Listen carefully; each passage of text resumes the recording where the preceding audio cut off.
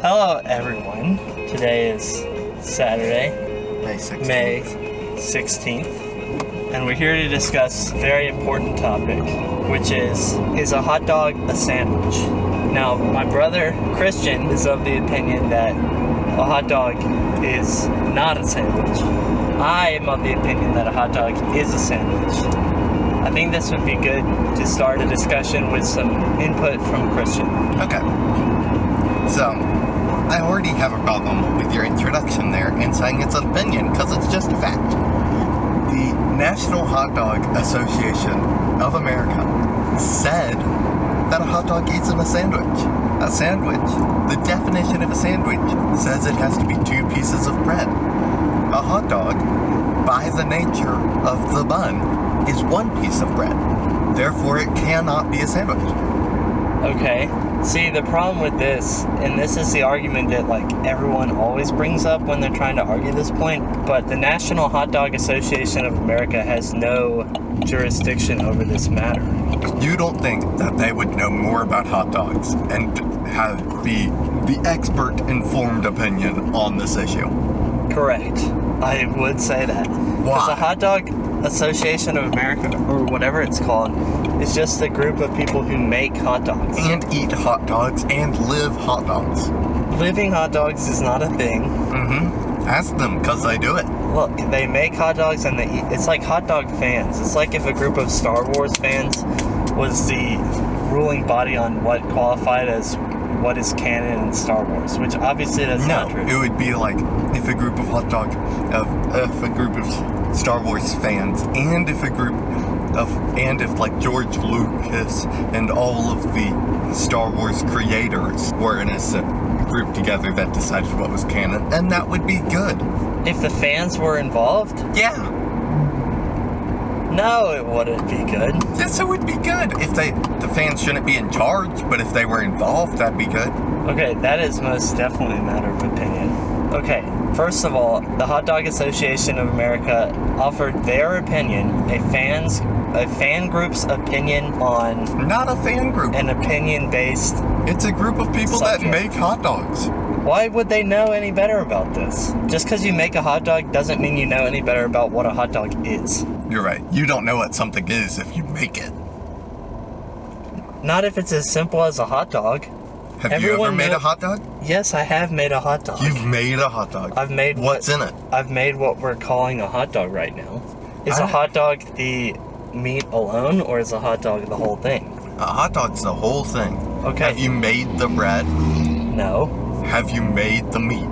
No, but I've made the whole thing. You've put the 2 together. Yes. That's not making a hot dog. So you're saying in order to know if it's a sandwich or not, you have to... No, I'm just saying, on this issue, it makes sense to go to the people who live and breathe hot dogs.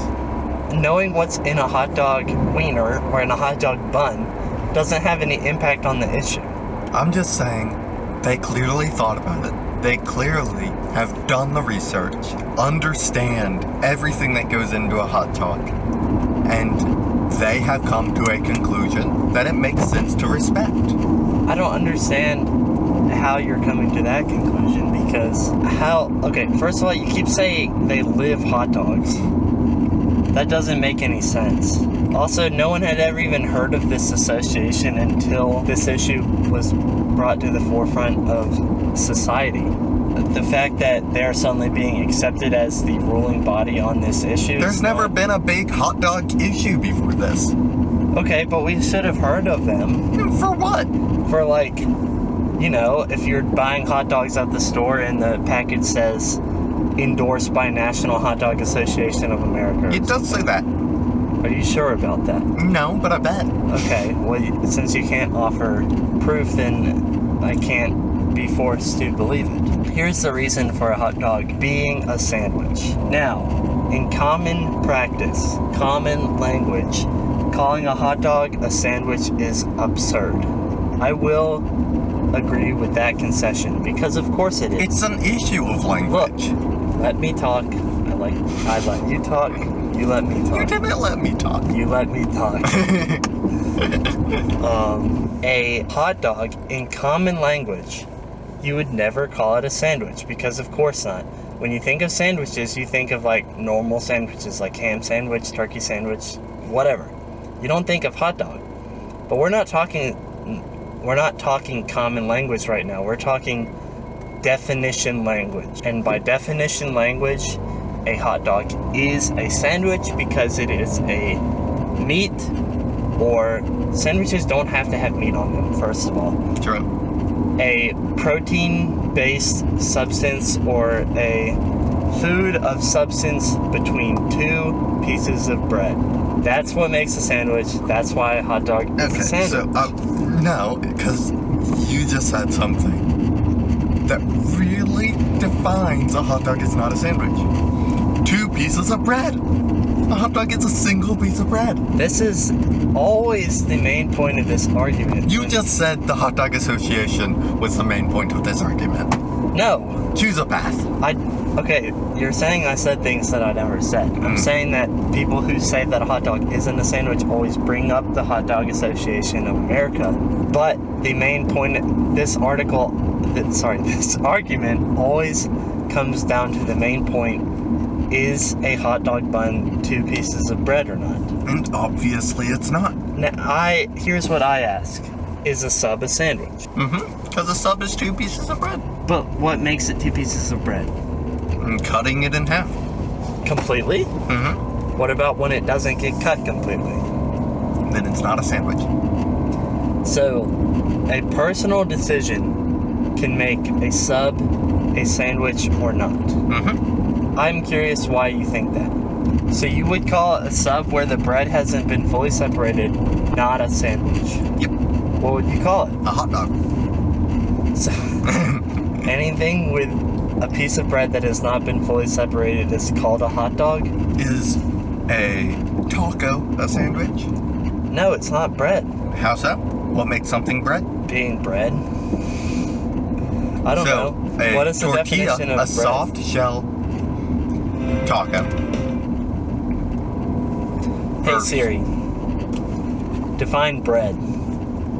No, not breadth. The Hey, distance Siri, or measurement stop. from side to side Hey of Siri, something. With define bread. which word? As a noun it means food made of flour, water, and yeast or another leavening agent, mixed together and baked. Do you want to hear the next one? No. Okay. So yes. Sorry. I would call a taco a sandwich. You would call a taco a sandwich. Yes, I would. You understand. Because we're talking definitions here. We're not talking common language. Definition, it's not a sandwich. Because definition of a sandwich says it has to have 2 pieces of bread. I don't understand why we can't consider a hot dog bun as 2 pieces of bread Because it isn't 2. adjoined by bread. Because that makes it 1 piece of bread. Here, okay, look. If you have 2 pools adjoined by another pool, you now just have 1 pool that's weird shaped. I would disagree with that. You're wrong. Think about this. Think about the oceans. The oceans are adjoined by bodies of water. Tributaries, rivers, all that jazz. That doesn't mean that it's 1 ocean. It's 2 oceans. Actually, 5 oceans. There are 5 oceans. Didn't they make a 6? No, they made it 5th. Atlantic, Pacific, Indian, Arctic, Southern. The 5 oceans. Southern. Forgot about that one. Yes. Not always taught, but for the purpose of being correct, which one side of this debate cares about. And I do care about being correct. I wasn't talking about you. You do consider them as 5 separate oceans, do you not? Yet they are connected by bodies of water, are they not? Fun fact, oceans aren't pieces of bread. Okay, now I bring to you another concept. I'm a math major in college, am I not? Yes. Okay. Did you know that you bring that up in like every other conversation? Usually it's important and pertinent. Okay, if you think about any number, if you divide it by 2 enough times, it becomes so small that it is considered 0. Even though it never actually hits 0, it is considered 0. So, when we think of this piece of bread that has been cut in two, even though it is not fully separated into two, we consider it as separated into two pieces, even though it has not been fully chopped, Okay. so we may say. But what's his face? Who's what's his face? I don't remember. It's some guy Okay, pointed out that it never does get to 0. correct, You can never reach that final point, correct. at which point you can never consider it 0. That's not true. That's true. We can consider it 0 while it may not be You'd be 0. wrong. Okay, let me bring up another point. Computers versus humans. Computers are like animals, and humans are like humans. Computers can understand discrete data, even better than humans can. Discrete data meaning measurable data. And so, when you put in an irrational number into a computer, it does physically calculate that number, like the number pi. When you put that in a computer, it physically calculates that number, and depending on what computer you have, it might calculate it to 1,000 digits, it might calculate it to 1,000,000 digits, or 1,000,000,000,000 digits, what have you. But it does not fully understand the concept of pi like humans do, because it's a computer. It doesn't have a brain. It can only understand discrete data. Now, what you're talking about is discrete data. Okay. Because You said at the beginning this was a conversation about language. And language is about humans, not computers, not discrete data. Listen.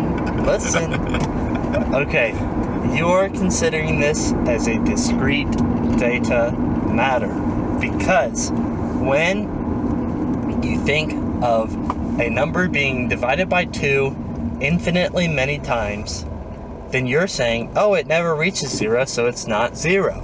You're being a computer. Whereas humans can understand, oh, it never reaches 0, but it gets really, really, really, really, really close to 0.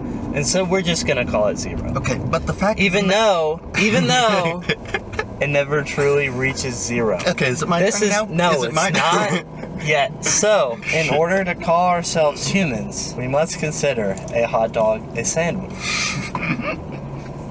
or else we're part of the computers. Okay, my turn. So, we've now discussed this issue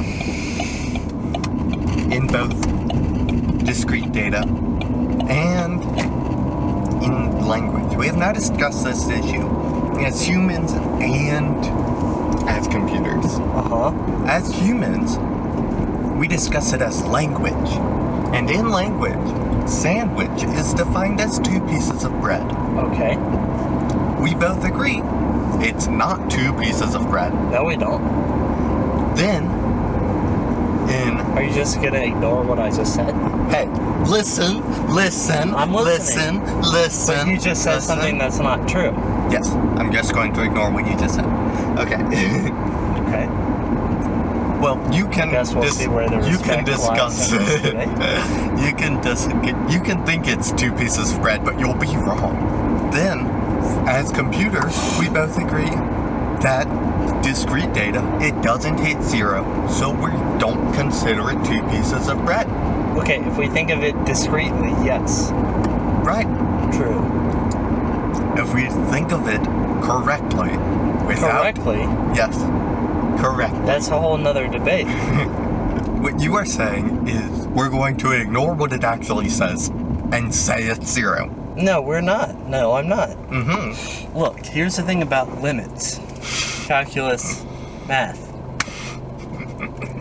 I studied it. College. Math. In 2 years, I will have what's called a Bachelor's of Science in Mathematics. I'm not going to directly say that I know more about this than you do, but I think that you can work that out on your own. I see where the respect lies in this conversation. Oh, real mature. Okay. So I'm assuming what you're trying to say is with limits, close enough is good enough. Close enough is truth. We can consider the limit of a hot dog. of a hot dog bun as 2 pieces of bread. It's not that close though. There's still a good half or full centimeter of bread between that being 2 pieces of bread. I would say that's because we are humans and we're cutting pieces of bread To make a hot dog bun. to make a hot dog bun. How close do you want us to get? Micrometers? Mm-hmm. Picometers? Mm-hmm. No. Anyways, what I was saying about water towers is because they empty it out and drain it completely, it goes and it dents, which makes it make a really weird sound because it's just like this big tube and goes. I want to hear about hot dogs. I want you to change my mind. That is not my responsibility. My responsibility is to show these people the truth. If you don't want to see the truth, that is not my problem. Okay, can you please present to me again why a hot dog is not a sandwich? It doesn't have 2 pieces of bread. And so you also say that a sub cannot be considered a sandwich unless the bread has been completely separated into 2 pieces. Yep. So unless a piece of bread has been completely separated into 2 pieces, then it cannot be considered a sandwich. That's what you're saying. Mm-hmm. Well, I would say that you have a benefit because none of your reasoning conflicts with your own reasoning. It's just that your basic assumption, Assumption of what? your basic assumption that a sandwich is only called a sandwich if it consists of 2 An pieces of assumption, bread. nothing. It's in the definition. See, here's the thing.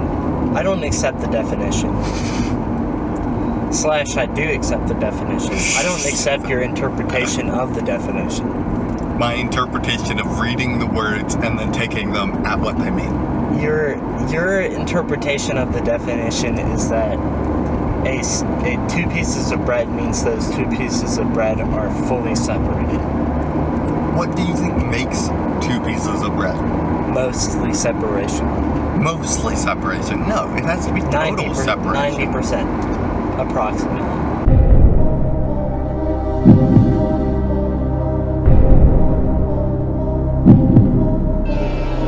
90%. I was approximately. What? I mean, approximately 90% separation. I think that qualifies as 2 pieces of bread, and I don't think there's anything wrong with that. But you seem to think so. That's because I understand how cutting things works. Well, I may not consider them entirely separate. I would call them separate. Not separated, but separate. Separated doesn't always mean separate. Or, I mean, unseparated doesn't... Wait. Separate doesn't always mean separated. Define your definition between separate and separated. Separate, 2 separate entities. Give an example of this. A hot dog bun. Now, give a good example of this. Conjoined twins. Conjoined twins. Yes. 2 separate people, not separated. Are they? Are they 2 separate people? Yeah. Yes. Yes. I genuinely don't know. Okay. I think I've said all I have to say and have proved my point here. I think I have You have some weird thing about 2 pieces of bread being 1 piece of bread as long as you believe or whatever. That's not true. Separate. Yeah, I agree, it isn't true. Separate doesn't always mean separated. Conjoined twins. 2 houses that are joined. When has that ever been a thing? The thing on Raymond. The 2 houses that are 1 building, but 2 houses. I don't know what you're talking about. Okay, well, if you knew, you probably would think that a hot dog is a sandwich. It's not 2 pieces of bread that are now touching. It's 1 piece of bread that's always been touching. Conjoined twins. They're not pieces of bread. Okay, we're not talking pieces of bread. We're talking language. We're talking language. science. Your definition between separate and separated isn't a thing. Even if separate did mean separated, that wouldn't make a hot dog a sandwich. Why? They're 2 separate pieces of bread. No, they aren't. Even though they're not separated. Nope. I think that's all I've said on the matter, and it's time to move on to a new topic. I'd agree, because you're just wrong. Does every piece of clothing originate from a need? For clarification, the question at hand is, did every piece of clothing originate to serve a function? Right? Mm-hmm. My opinion is no, and it continues to be no. Based on what? Sleeveless sweatshirt. I think that did. Why? To remain cool. Wow. So, here's the thing about that, is that's two different things that have been combined into one, but it's still two different entities. The hood was invented to be a disguise, like to make sure people didn't know who you were. And the sleeve, a t-shirt, was invented to stay cool. But it has no sleeves. Right. To stay cool. What's the hood for? To make sure people don't know who you are. That was the origination. Why are you not considering the sleeveless sweatshirt as its own thing? For the same reason, when we go back to the heel, what you call it when it's like a fatter heel? You know how they have heels with like a single stick going down, and then they have heels with like the entire heel drops back down of the shoe? Yes. That's not two different things. One was just invented to be a variation on the other. Okay, and what did we decide was the functional purpose of a cummerbund? A cummerbund was invented in the same way like a sheath was. What's a sheath? Something you wear to hold your sword. That's what a cummerbund was invented for? Mm-hmm. What about non-prescription glasses? Who wears those? People who want to wear them for style. And it originates from a purpose still. From glasses, normal glasses? Mm-hmm. What about a costume? Originating from a purpose? What? To pretend to be someone else? So costumes arose as disguises? Yeah. A costume is generally just different pieces of clothing, each which have their own individual history or coming from a purpose. What about a cape? A cape? Yeah. It does have an origination for some reason. Where do capes come from? What about a vest? A vest? That originated from a purpose. What? It was an armor thing. It was a piece of clothing to wear under armor. What about gloves with no fingertips? That also originates from a purpose. What? Protect the palms of your hands while still having dexterity in your fingers. What about rings? That was a symbol of status. Exactly, just a symbol. No. Like, a ring serves the purpose of communication. When you wear a wedding ring, it communicates that you are married. What about a non-wedding ring? Also communicates the same thing. So you're saying style. So, no, it originates from, like, back in colonial times. Not colonial, but, like, that's a good example. When you turned to 16, girls got a ring that showed they were available. So you're saying that even if something existed purely for style, it could be argued that its function is communication? No, because it didn't exist purely for style. It existed for communication. So your argument is that nothing exists purely for style? Yes. I have no reason to disagree with that. Good? Alright. What can you do that no one else can do? No one else in the world? No one else in the world. In the world. Yeah, is there anything? Maybe. I can know all of my personal experiences. That's true. No one else in the world knows that. What can I do that no one else in the world can do? I can have the name Devin Eastwick. Does no one else in the world have that? Someone else does, but it's spelled differently. And that's the only other person. And in theory, other people can do that. They just don't. At this point in time, be called Devin Eastwick. Yeah. But like, I can, at this point in time, hold this phone. And no one else can do that. Oh. I don't know. That's a bad question. Go to the next one. Who in the world can do something that no one else can do? Besides Jesus. Usain Bolt. You're right. What is the craziest story you've ever heard? I've ever heard this dude, like 2,000 years ago, he was just being a dude, and he was actually pretty nice for the most part, and then he got killed, but then not really. What is the nerdiest thing you do in your spare time? Polyrhythms. Yeah, that's exactly what I was thinking. Alright. Watching marble racing, that's pretty nerdy. Or watching SB Nation. That's the nerdiest thing that's all about sports I've ever done. But it's Is so SB interesting. Nation's the one that is like, That's the sports video. what if someone wanted to score 1 point in football or whatever? Yeah. Well, right now they're doing this documentary all about the Mariners, and it's super interesting. What is the Mariners? It's a baseball team.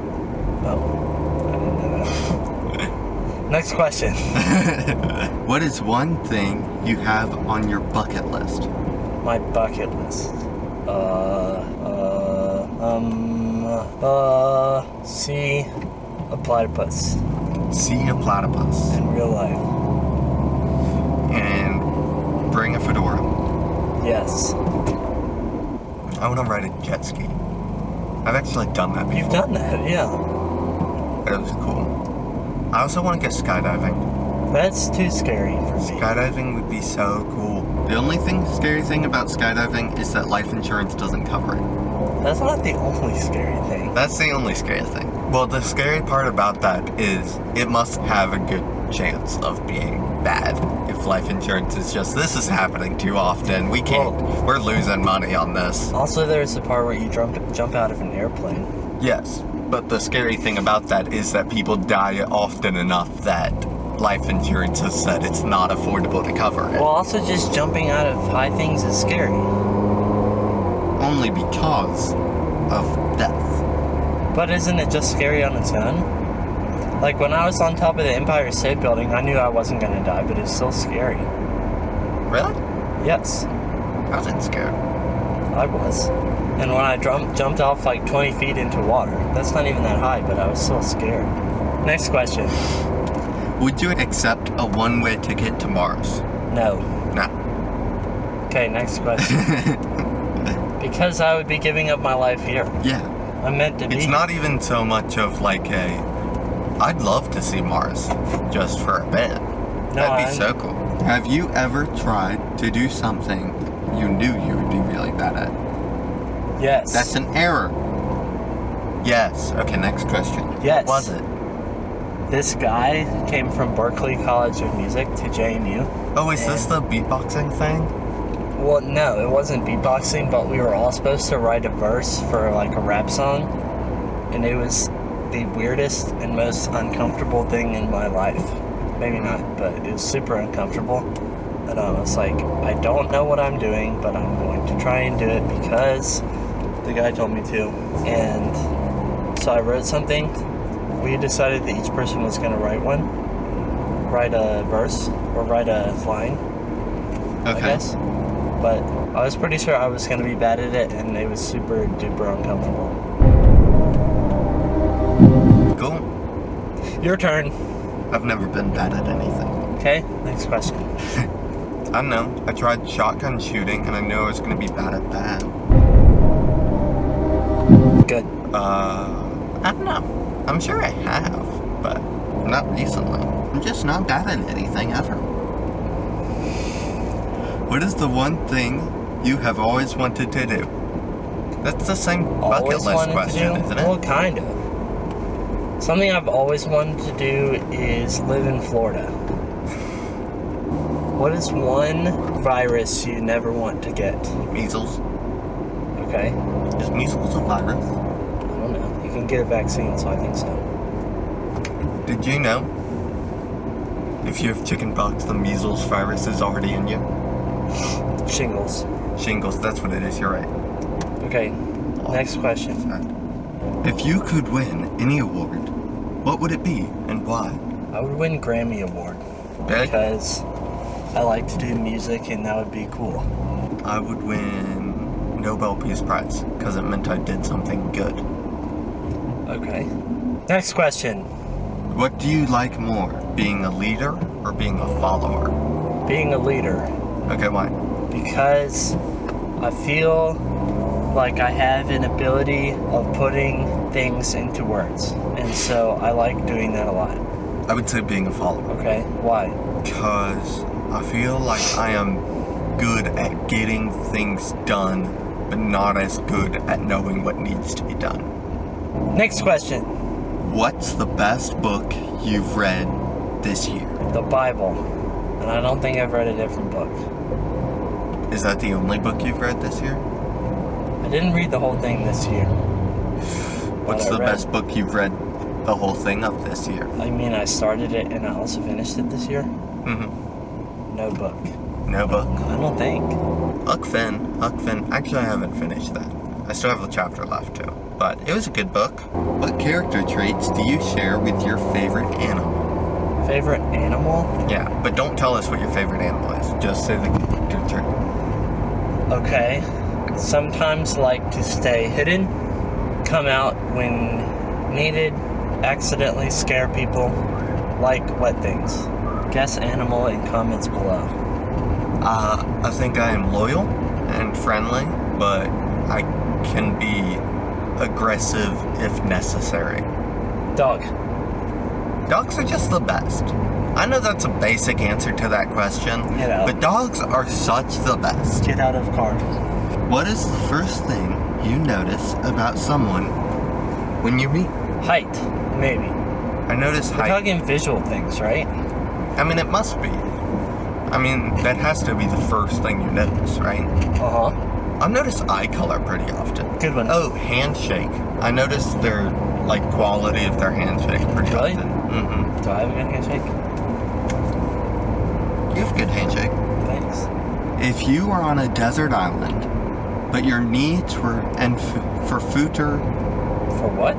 but your needs for food and shelter were taken care of, what one luxury item would you wish for?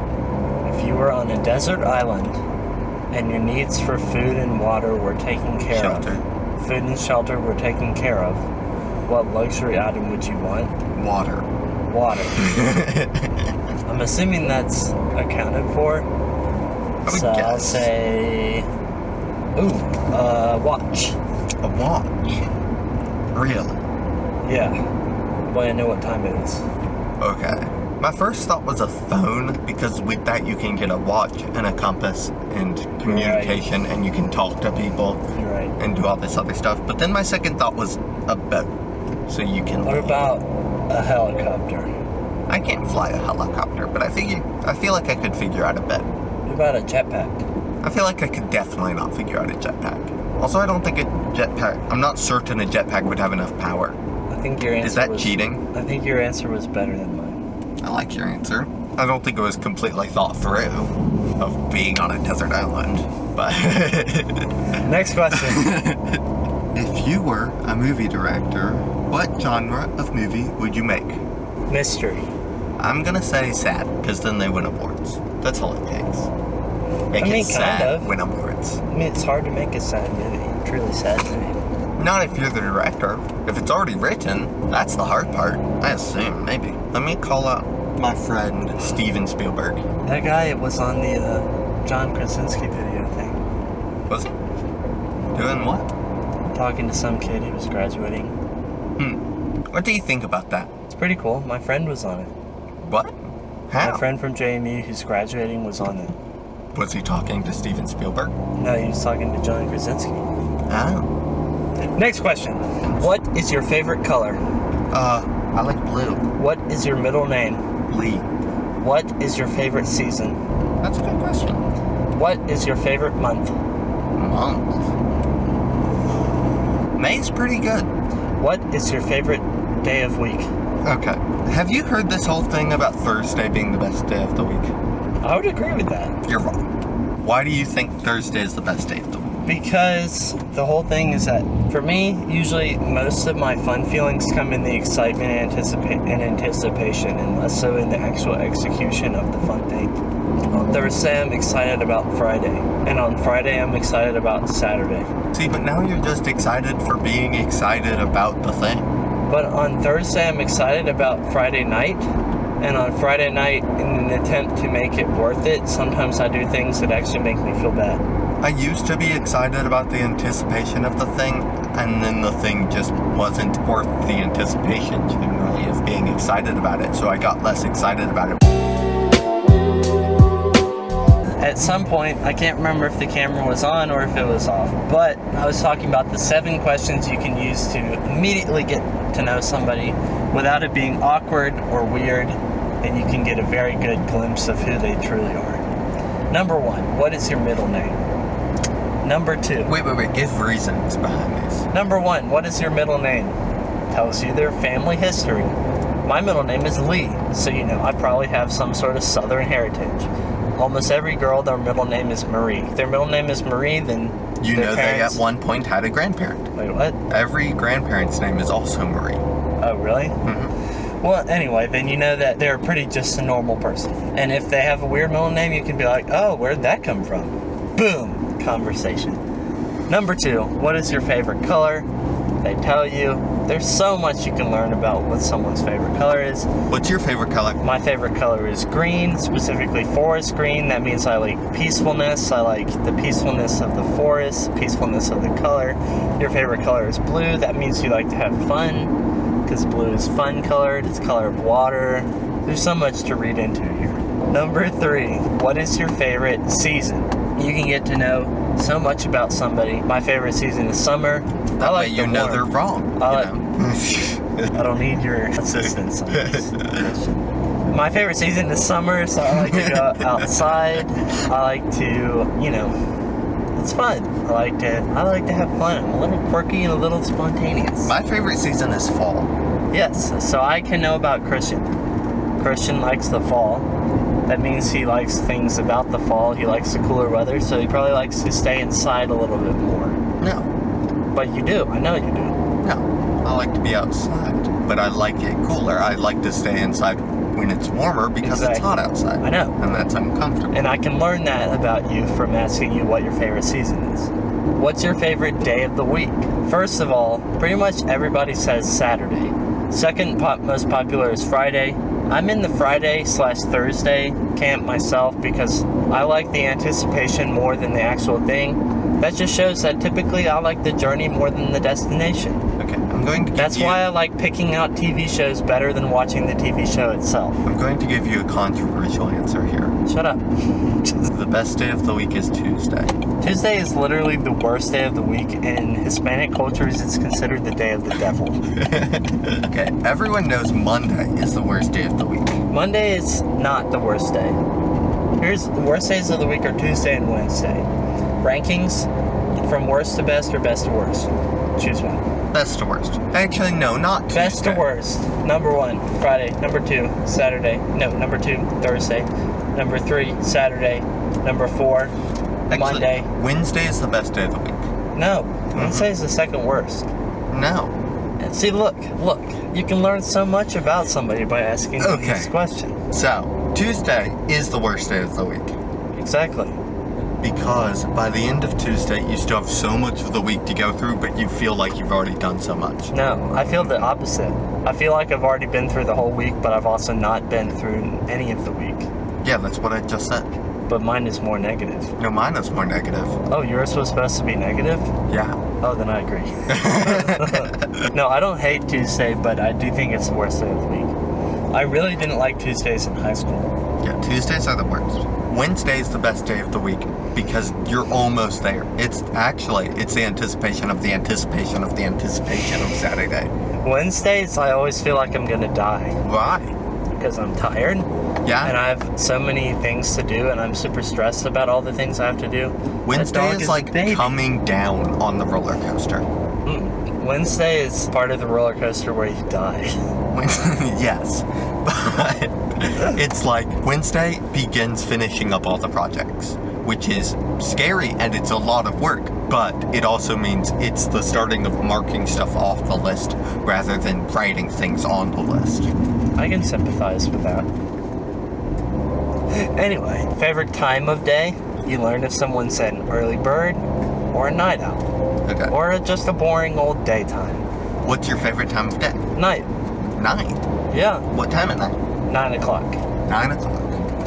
Okay. The best time is 4:37, equal.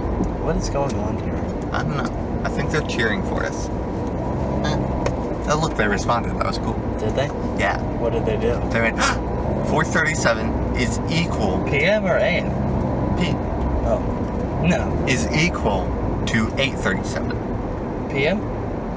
Which is also equal to 5:37 a.m. PM? No. Ew. Once you're up there, if you're up at 5:37, you got up at 4, What? and you've been awake. If you woke up at 5:37 is miserable. But if you woke up at 4, 5:37 is the best. When was the last time you woke up at 4? I used to wake up at 4 in the summers. Why?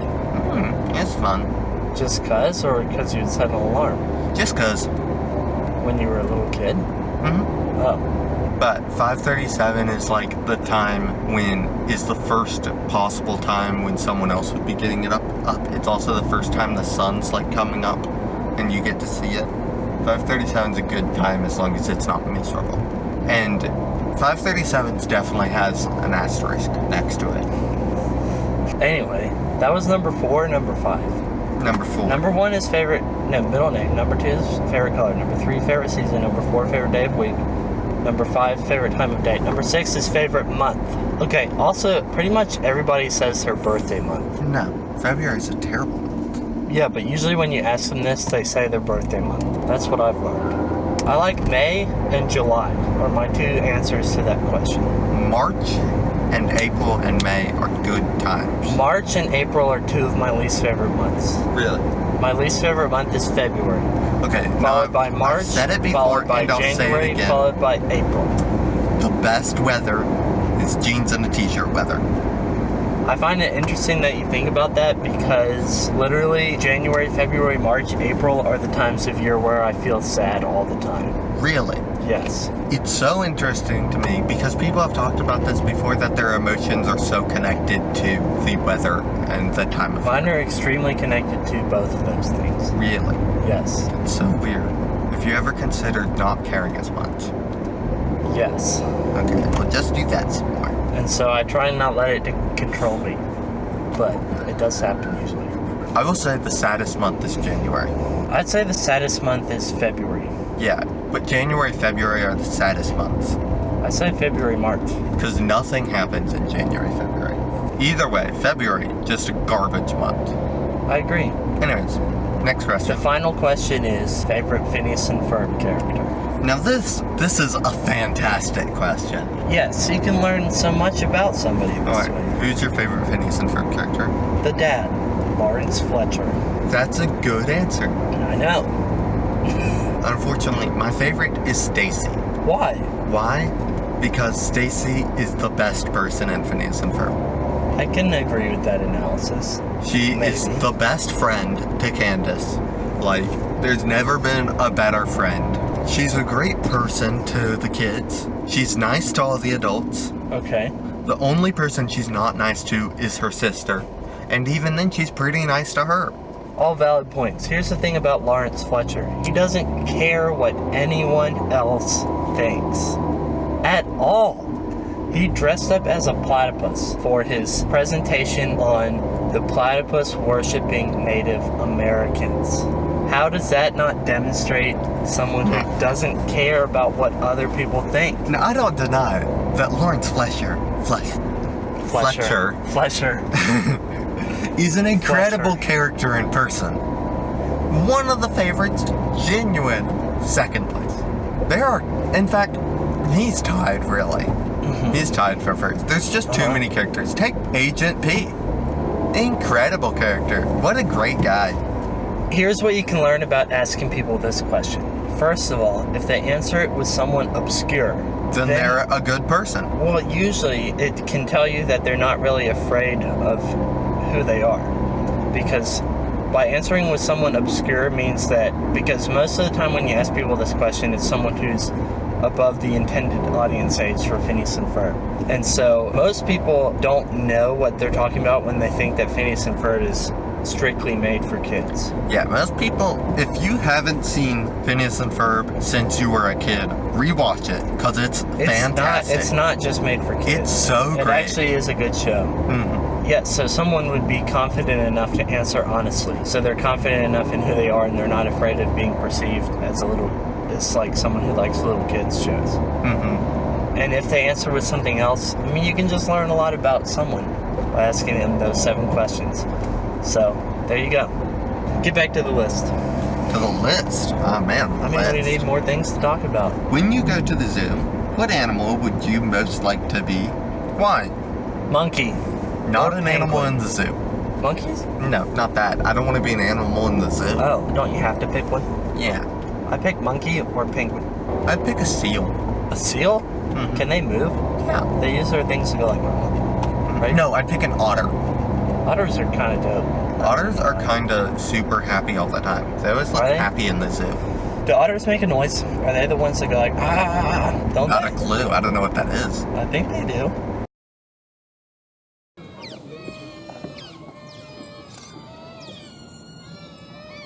Do you know the Muffin Man? What's your best karaoke song? Sir Duke, because I know all the words. I'm gonna say Kiss from a Rose. Only real fans understand. What's the most ridiculous thing you've caught yourself doing in autopilot mode? Probably eating ketchup in weird ways. I'm sorry, what? I eat ketchup in weird ways. What do you mean? Just ketchup and bread.